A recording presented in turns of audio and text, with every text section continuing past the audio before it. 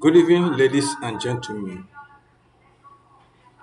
Good evening, fellow Nigerians and fellow Igbo patriots. I want to state emphatically, I want to state categorically that a Biafra constructed a Biafra built on the innocent blood of Christians and Igbo shall never stand.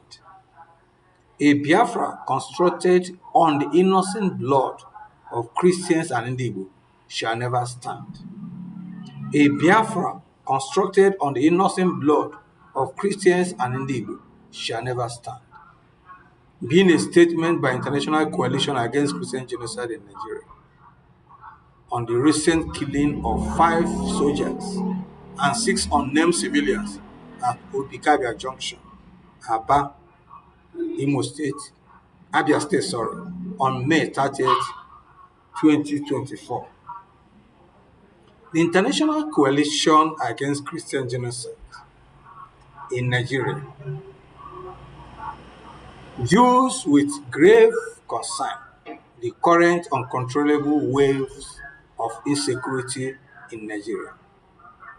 From north to the south, through the center, and from east to the west, through the center, we seem to have defied the gallant capabilities of the Nigerian Armed Forces, the Nigerian Police Force, and the Directorate of State Security, DSSS, thus placing Nigeria on the verge, placing Nigeria on the precipice of a failed state.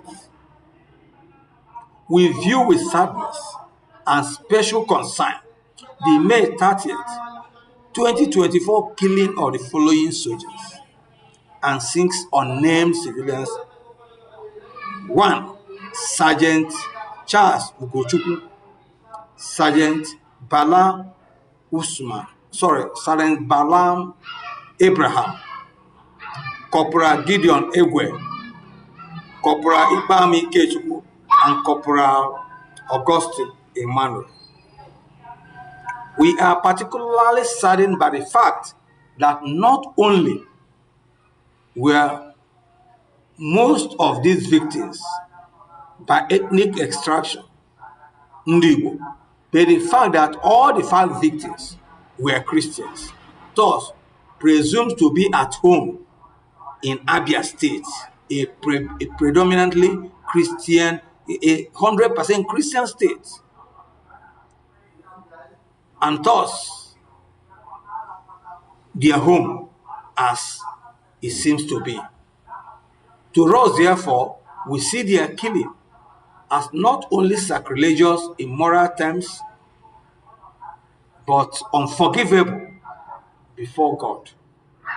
We have witnessed many such illustrious sons and daughters of Igbo land, both in the armed forces and the police, being slaughtered in cold blood by the same gangsters masquerading as Biafran freedom fighters. We view this as an affront to the ancestors of Igbo land.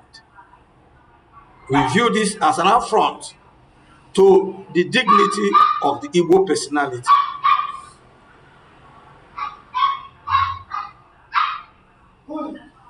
We have witnessed even other civilians, ordinary people, ordinary common people, being slaughtered in like manner by the same groups for no reason other than their refusal to adhere to their sit-at-home order. We have seen many properties destroyed, owned by ordinary people, common people, poor people being destroyed in the name of the fight of Biafra, the fight for a Biafran state, the liberation of the same people. They are destroying their properties, they are intimidating, and they are killing. We have witnessed an Igbo officer of the rank of major in Nigerian army abducted and grossly slaughtered by the same people in his home state. We have also witnessed an Igbo lady soldier with her new husband from Benue State, who finished their traditional wedding peaceably in Imo State, abducted and slaughtered by this same gang. We have witnessed a young lady police officer who was the only breadwinner of her widowed mother slaughtered at Oka, Anambra State, just because she was employed as a police officer. And we call this Biafran liberation struggle. During the infamous, it should be remembered that during the infamous Operation Python Dance by Nigerian Armed Forces in the Southeast, we wholesomely accuse the federal government of deploying wicked and vengeful Muslim soldiers of northern extraction to torment and slaughter Ndi Igbo in their home states. Now that the same federal government has deployed Igbo-born soldiers, the same Igbo gangsters have decided to be their killers in the name of Biafra. Ndi Igbo complain about marginalization in both the armed forces and all the police and other federal security agencies. Yet, the same Ndi Igbo have resorted to slaughtering the few they have in the army, the police, and other security agencies. Is this not does such act not attract eternal curse, eternal condemnation on the land? You cannot be having sex with a mother and be suffocating the baby at the same time, and you call it love making. It can't be so. You can't claim to be liberating the people and you are at the same time tormenting the people you claim to be liberating, to be fighting for their liberation. It is not enough for IPOB to deny accomplice in this crime with one hand through Mr. Emmanuel Powerful, their spokesman, who even announced the imposition of the same sit-at-home order on that day. With one hand, while with another hand through Mr. Ekpa Simon Nchoko of IPOB Autopilot, claiming accomplice in the same crime. The main fact that IPOB through its Eastern Security Network, ESN, and other miscreants imposed sit-at-home or try to force people to comply with their sit-at-home on the same day of the act throughout the Southeast render such denial limbless.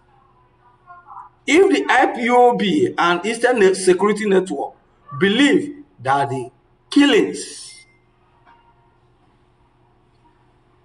or the killers were strange fellows whose aim is to create instability and chaos in Igbo land, then let us see the IPOB and ECN confronting these bad eggs. Otherwise, the blame will always be on their head because they created enabling environment that could attract such intruders into the mainstream Southeast society. We should in fact remind ourselves that May 30th, 2024 was not the first sit-at-home order that was greeted with malicious harassment of the people, destruction of their property, and even killing of innocent people. So the fact that the May 30, 2024 incident at Aba claimed the life of 5 soldiers does not, therefore, relieve IPOB from the blame of being an accomplice or being responsible for the crime, because it has been a recurring decimal in the Southeast. It is an established fact that on the same May 30th, 2024, many vehicles and countless property were destroyed in Ibagwaka in the West South local government area of Enugu State by the same members of IPOB, Eastern Security Network, enforcing their sit-at-home order. So if we assume that the killers or the 5 soldiers were miscreants from other areas. What about those people that destroyed the property, burnt cars and buses, and destroyed property, harassed people in Ibabaka? How do we now claim if those people are now, how do we now denounce that these people who are de facto and the jury IPOB members in Ibabaka engage in destruction of properties on that same day? How can we now believe that those who carried out the Aba Inferno were not IPOB members? You cannot claim to be fighting for a people and at the same time intimidating the same people and killing them and destroying their property. This is morally condemnable in all ramifications. And any proposed nation called Biafra ever associated with this wickedness shall never stand. IPOB and their Eastern Security Network cannot tell the people they are fighting, cannot tell the Igbo they claim to be fighting for their liberation. They cannot tell the Igbo people that they are fighting for the creation of Biafra on their behalf. Why at the same time Fulani herdsmen and their bandits, kinsmen are terrorizing Igbo, the Igbo, Ndi Igbo in all over the southeast, kidnapping, killing, raping their women in their farmlands, and even destroying their farmlands and crops. These are the major challenges facing not just Igbo land, but the entire Middle Belt and southern regions of Nigeria. There is no day that passes without the news of Fulani herdsmen either raping Igbo women in their farms or killing them and their husbands. Just 3 days ago, for example, 18-year student of Nsukka High School was gruesomely hacked to death by Fulani herdsmen while traveling back to school from his Okpaka hometown in Nsukka local government area of Enugu State. And we say we have IPOB ESN fighting for our own interest, fighting for the liberation of Biafra. When the little conflict, the little security challenges, the little threats to our existence in Igbo land have not been properly confronted by the same IPOB and their Eastern Security Network. It has to be, we have to remind ourselves that this kind of recurrent slaughter by Fulani herdsmen in Igbo land does not concern even the governor of the state, Mr. Peter Mba. Rather, what concerns him presently is the passing into law of the droga in the name of ranches for the benefit of the same Fulani motorists, just to please the Sokoto Caliphate for rigging him into power. IPOB ESN should therefore leave the soldiers and face the murderous Fulani herdsmen operating in Igbo land with unrivaled impunity, if indeed they are fighting for the people. It is often said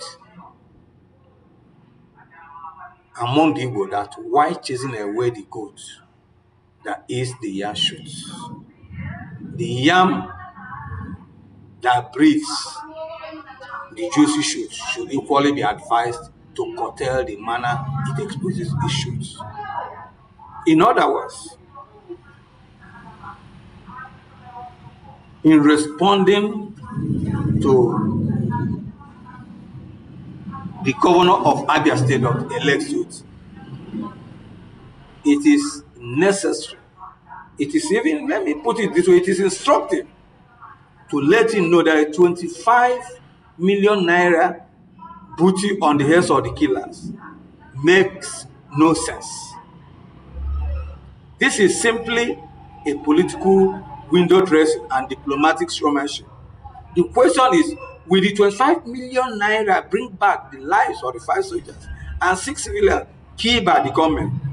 Will the 25 million naira ransom or booty placed on their heads bring to an end the such killings will lead now act as insurance for future killings of innocent people in Igbo land, including the military officers. This is the issue in question. This is the issue before us.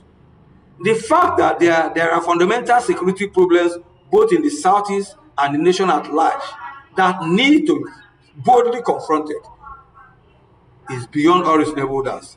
And this is what our southeast governors have refused to acknowledge. Possibly because they lacked the moral capabilities, the strong will to confront these fundamental problems. Maybe, possibly, because of their shameless subservient dispositions to the Cardinal Fulani political interest among the Igbo. Furthermore, we wish to deplore any attempt by the Nigerian army to engage in any act of retaliation against the ordinary people for a crime committed by a defined group. If this group is known as IPOB, if this group is known as unknown gunmen, definitely the people who are known cannot be associated with them.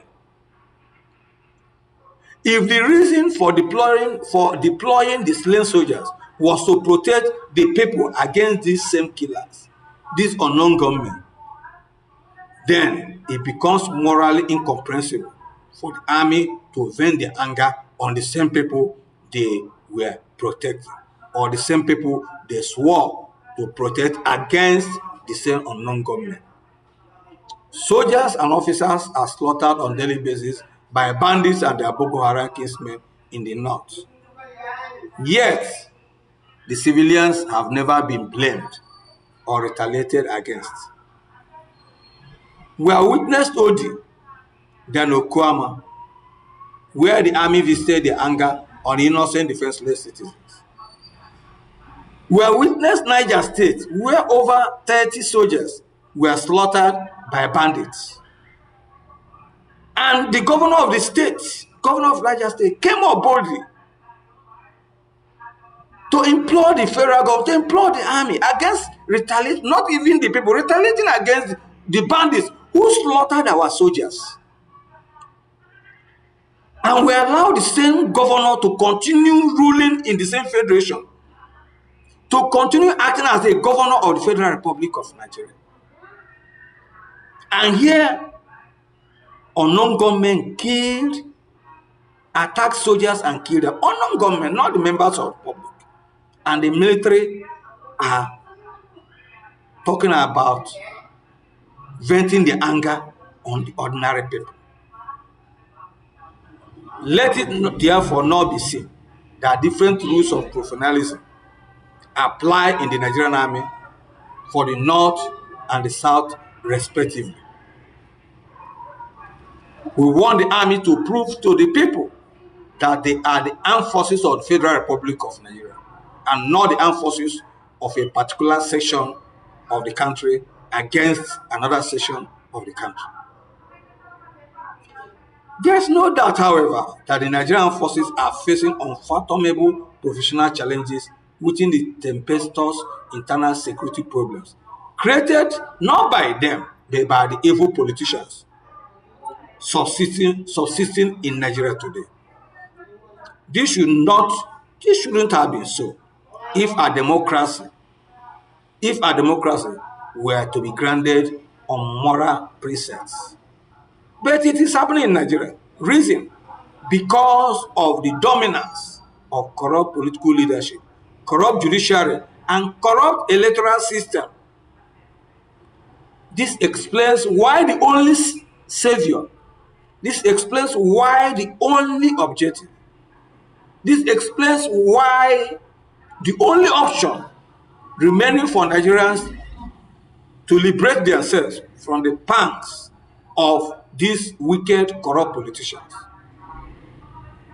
are the armed forces.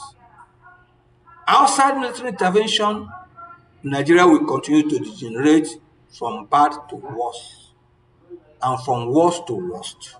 and from worst to unimaginable calamity.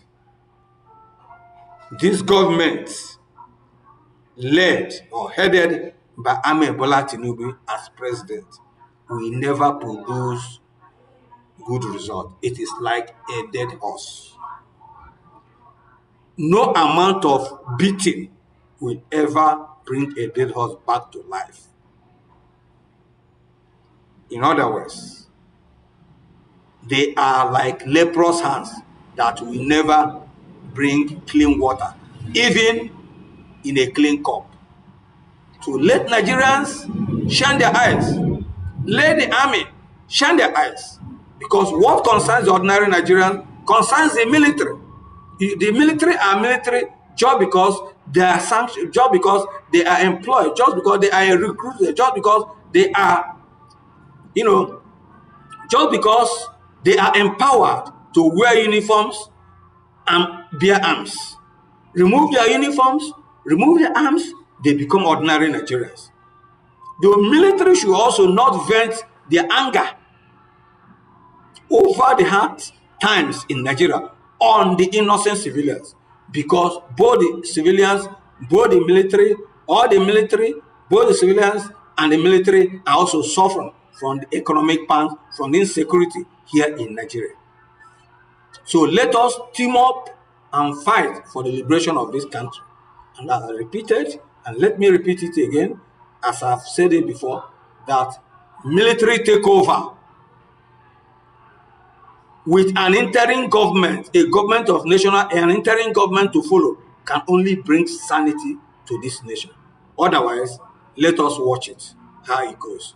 No magic will ever bring stability to this country under this present political dispensation.